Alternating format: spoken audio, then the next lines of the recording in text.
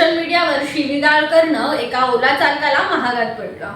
राज्यात गुटखा विरोधात कठोर कारवाई सुरू असताना कल्याणमधील एका ओला कॅब चालकाने अन्न व औषध प्रशासनाचे आयुक्त तुकाराम मुंढे यांच्या विरोधात आक्षेपार्ह व्हिडिओ सोशल मीडियावर पोस्ट केला। अरे तुकाराम मुंढे, एवढा मोठा मुंडे आणि गुंडे, तुझा दम असेल ना तर मोठा मोठा कंपनी बंद कर ना, आणि जे येतो इथं घेऊन महाराष्ट्रामध्ये त्याला बंद पकड तू। तुझ्या गाडीत दम यायचा ना, असं 5 कंपनी बंद करून दाखव। व्हिडिओ व्हायरल होताच पोलिसांनी तात्काळ तपास सुरू केला आणि अवघ्या काही तासात आरोपीला ताब्यात घेतलं। अन्न व सुरक्षा अधिकारी श्री प्रशांत देशमुख यांनी एक गुन्हा दाखल केला होता, फिर्याद दिलेली आहे।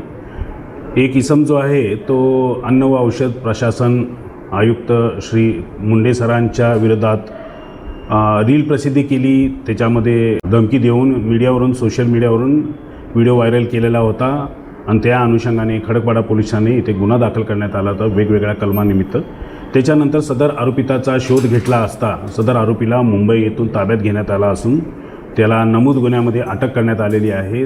प्राथमिक माहितीनुसार गुटखा विक्रीवरील कारवाईमुळे नाराज होऊन आरोपीने हा व्हिडिओ तयार केल्याचं समोर आलंय।